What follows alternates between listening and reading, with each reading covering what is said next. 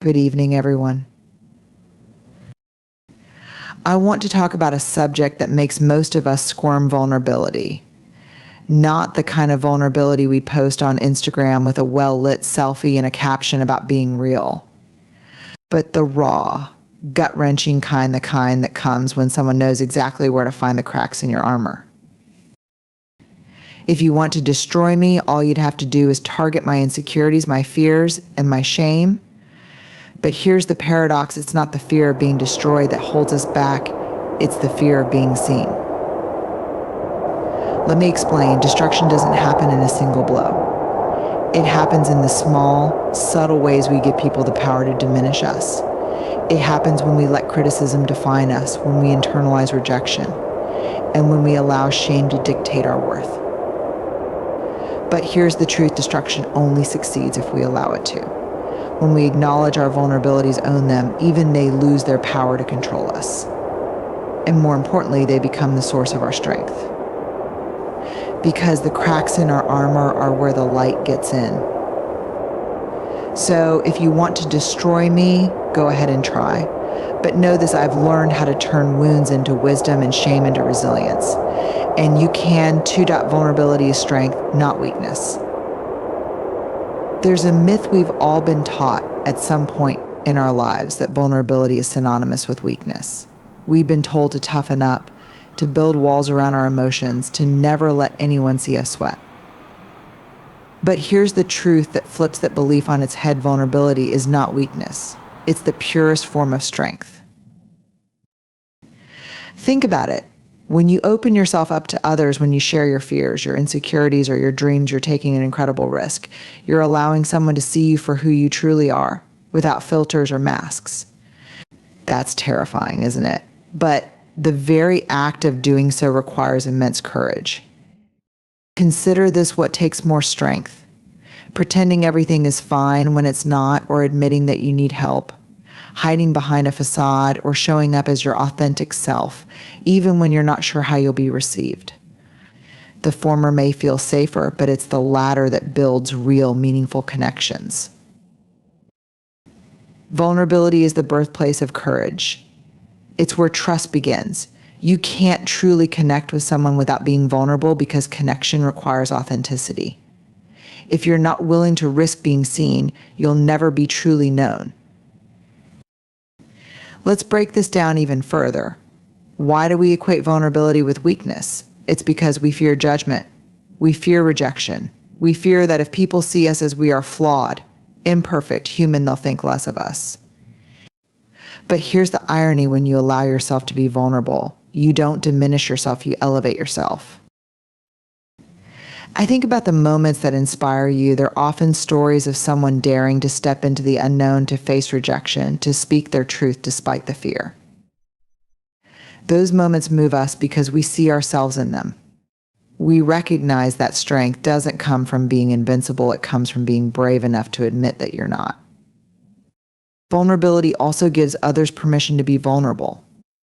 When you have the courage to be open, you create a safe space for others to do the same. You set the tone for honesty, trust, and connection. It's a ripple effect. Your bravery empowers others to show up authentically too. But let's be clear: being vulnerable doesn't mean spilling your deepest secrets to everyone. It's about discernment. It's about sharing your truth with people who have earned the right to hear it. Vulnerability is not oversharing, it's intentional, it's brave, and it's powerful. Shame thrives in silence. Shame is one of the most insidious emotions we can experience. It's not the fleeting embarrassment of saying the wrong thing in a meeting or tripping on the sidewalk. Shame is deeper. It's the gnawing, heavy feeling that whispers, "You're not good enough. You're flawed. You're unworthy." And shame has one goal: to keep us small, isolated, and quiet. It feeds on silence, growing stronger every time we swallow our pain, hide our mistakes, or suppress our true selves. When we don't talk about shame, it festers. Think of it like a wound that's never exposed to air. Without care, it deepens and spreads, affecting how we see ourselves, how we show up in relationships, and how we engage with the world. The longer we keep shame in the dark, the more power it has over us. But here's the thing about shame, it can't survive the light. The moment we speak our shame out loud, it begins to lose its grip. Sharing our struggles, our perceived flaws, or our feelings of inadequacy takes the power away from shame and puts it back in our hands. When we voice our shame, especially to someone who listens with empathy, we start to see it for what it really is, a story we've been telling ourselves, not the truth of who we are. Silence tells us that we're alone in our struggles. It isolates us and reinforces the belief that no one else could possibly understand or accept us. But when we break that silence, we realize we're not alone. Shame is a universal human experience. Everyone has felt it, though it manifests in different ways through feelings of failure, inadequacy, or not measuring up. Talking about shame takes courage, but it also requires trust. It's important to choose someone who will respond with empathy rather than judgment. Empathy is the antidote to shame. When someone hears your story and says, "I see you. I hear you. I've been there too," the weight of shame begins to lift. Sharing our shame also rewrites the narrative. What was once a secret we carried alone becomes a story of resilience, healing, and connection. We start to see that our worth isn't tied to our mistakes or shortcomings. We're worthy because we're human, and part of being human is being imperfect. The opposite of shame isn't pride, it's acceptance. When we name our shame, we take the first step toward accepting ourselves as we are. And when we accept ourselves, we become free to show up authentically in the world. Breaking the silence around shame doesn't just liberate us, it creates a ripple effect. When you share your truth, you inspire others to do the same. You show them that vulnerability isn't something to fear, but something that can deepen relationships and build trust. So if shame thrives in silence, let's starve it. Let's talk about the things that scare us, the things we think make us unworthy, the stories we've been boundaries protect, not close off. When we hear the word boundaries, many of us instinctively think of walls, something rigid, designed to keep people out. But boundaries are not barriers. They're not about closing ourselves off from the world or shielding ourselves from connection. Instead, boundaries are about protection. They protect our time, our energy, our values, and most importantly, our sense of self. At their core, boundaries are acts of self-respect. They're a way of saying, this is what I need to thrive. This is what I'm willing to give. And this is where I draw the line. Setting boundaries doesn't make you selfish, it makes you intentional about how you show up in your relationships in your life. But let's be honest, setting boundaries is hard. Many of us were raised to believe that saying no is rude, that prioritizing our needs is selfish, or that we should always put others before ourselves. As a result, we end up overcommitted, burned out, or feeling resentful, and that's when the real damage happens.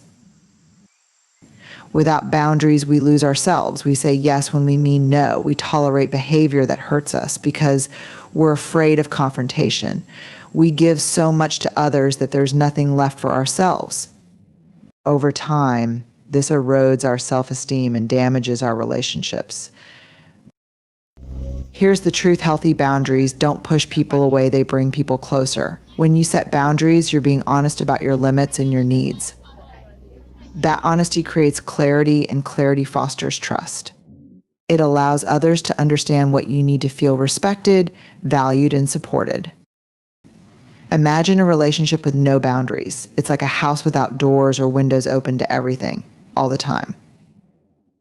Eventually, that house becomes unlivable, overwhelmed by external forces. Boundaries are the doors and windows. They allow you to decide what comes in and what stays out. They give you control over your emotional environment. Setting boundaries is not about rejecting others. It's about honoring yourself. It's about recognizing that your time, energy, and well-being are not infinite resources to be given away without consideration. When you set boundaries, you're saying, I value myself enough to protect what matters to me. And here's the surprising part: boundaries also benefit the people around you. Reframe rejection as redirection. Rejection is one of life's most painful experiences. It stings, sometimes deeply, and often leaves us questioning our worth, our choices, and our dreams. But what if we could shift our perspective? What if we could see rejection not as a personal failure, but as a form of redirection, a sign that something different, maybe even better, lies ahead? Let's start with why rejection feels so personal. At its core, rejection taps into our fundamental need for belonging and acceptance. When someone tells us no, it can feel like they're saying you're not good enough. This is a powerful narrative, but it's also untrue. Rejection is rarely about our intrinsic worth. More often, it's a mismatch between what we offer and what someone else needs at that moment. Reframing rejection as redirection requires us to shift the way we interpret it. Instead of seeing it as a door slamming shut, we can view it as a nudge, a push away from a path that wasn't meant for us towards something that is. It's not about minimizing the pain of rejection, but about finding meaning in it. Consider this: how many times in life have you faced rejection, only to later realize it was a blessing in disguise? Maybe it was a job you didn't get, only to find one that was a better fit. Maybe it was a relationship that ended, clearing the way for a deeper, more fulfilling connection. In the moment, rejection feels like an end. In hindsight, it often feels like the beginning of something new. Here's an important truth: rejection doesn't define you, but how you respond to it does. When you encounter rejection, you have two choices. You can let it paralyze you, causing you to shrink and play small. Or you can let it fuel you, use it as an opportunity to reflect, to grow, and to recalibrate your goals. Every no is a chance to ask yourself, what can I learn from this? What does this experience teach me about myself, my values, or my path? Where might this be guiding me instead? The process of reframing rejection also involves developing resilience. Resilience doesn't mean you don't feel the pain of rejection. It means you don't let it stop you. You acknowledge the hurt, process it, and then move forward with clarity and purpose. Let's not forget that rejection is universal. Everyone, no matter how successful, has experienced it. Best-selling authors have had their manuscripts turned down. Innovators have had their ideas dismissed. Artists have faced criticism. The common thread among those who thrive after rejection is their ability to see it as feedback, not failure. Rejection can also be an invitation to realign with your authentic self. Sometimes we chase opportunities or relationships that aren't truly aligned with who we are. Rejection can force us to pause and ask, is this what I really want? It can redirect us toward paths that feel more true to our values and aspirations. And finally, remember, this rejection isn't about being pushed away, it's about being guided towards something better. Trust that the universe, life, or even your inner compass has a way of steering you toward what's meant for you. Reframing rejection as redirection doesn't erase its pain, but it transforms its power. It turns what feels like an obstacle into an opportunity. It reminds us that every setback has the potential to propel us forward. So the next time you hear no, try to listen for the whisper of possibility behind it. It may just be saying, not here, not now, but somewhere else, something better is waiting for you. Turn pain into purpose. Pain is one of the universal human experiences we all wish we could avoid. Whether it's heartbreak, failure, loss, or disappointment, pain leaves a mark. It shakes us to our core, often making us feel powerless, broken, or stuck. But here's the truth: pain doesn't have to be the end of the story. With the right perspective, it can be a beginning. Pain has the potential to be transformative, to be the catalyst that gives your life deeper meaning and direction. Turning pain into purpose is not about denying or minimizing what you've been through. It's not about saying everything happens for a reason or trying to justify the hurt. Pain is real, and it's valid. But within that pain lies a choice: you can let it define you, or you can use it to refine you. Consider some of the most inspiring stories you've ever heard. Often they're rooted in struggle. They're about people who faced adversity but chose to rise, to turn their suffering into fuel for something bigger than themselves.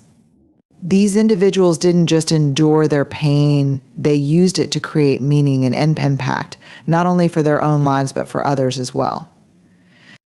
So how do you turn pain into purpose? 1. Acknowledge the pain. The first step is allowing yourself to fully feel and acknowledge your pain.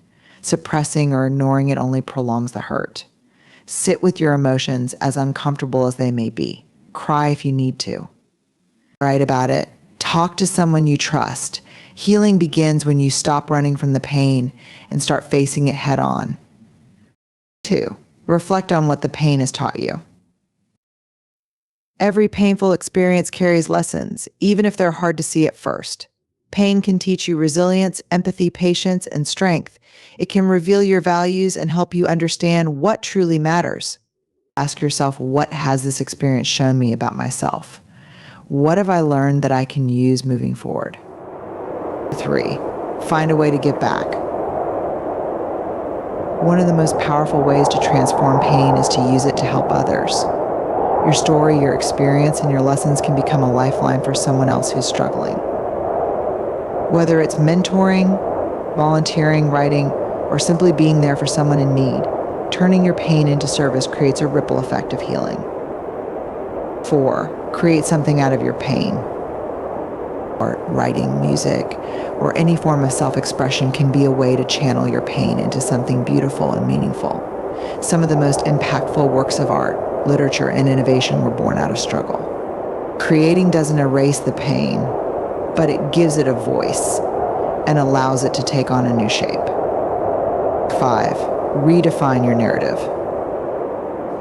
Pain can make us feel like victims trapped in a story we didn't choose, but you have the power to rewrite that story. Instead of focusing on what happened to you, focus on how you responded, how you grew, and how you're moving forward. When you shift from being a passive recipient of pain to an active creator of meaning, you reclaim your power. 6. Connect with others who understand. Pain often makes us feel isolated, but sharing your experiences can foster deep connection. By opening up about your struggles, you create space for others to do the same. These connections remind us that we're not alone and that our pain, while unique, is part of the shared human experience. 7. Trust in the process. Turning pain into purpose doesn't happen overnight. It's a journey, and there will be setbacks. Some days the hurt will feel heavy, and that's okay. Healing isn't linear, but every small step forward matters. Be patient with yourself and trust that with time, the pieces will start to come together. When we turn pain into purpose, we give our suffering meaning. We honor what we've been through by using it to create something good, something that transcends the pain itself. It doesn't mean we forget or erase the hurt. It means we allow it to shape us into stronger, more compassionate, and more resilient versions of ourselves. Your pain can be the very thing that leads you to your purpose. It can show you what matters most, who you are at your core, and how you want to make an impact in the world. Remember, the strongest trees are those that grow in the harshest conditions. The same is true for us. So don't just endure your pain, transform it. Use it as fuel to light the path forward. Let it guide you to a purpose so powerful that it not only heals you but inspires others as well. Ending of the speech. Let me leave you with this: pain is an inevitable part of life, but it doesn't have to be the end of the story. It's not just something we survive, it's something we can transform. Every scar, every wound, every moment of struggle can be the seed of something beautiful, something meaningful. Your pain holds the potential to become your greatest teacher, your deepest strength, and your clearest guide. It can illuminate a path you never imagined, connecting you to purpose, to others, and ultimately to yourself. So when life hands you pain, don't let it define you. Let it refine you. Let it shape you into someone who stands not in spite of it, but because of it. Remember this: the world needs your story, not the polished, perfect version, but the real, raw, messy truth. Because in that truth, there is power, there is healing, and there is purpose. Thank you.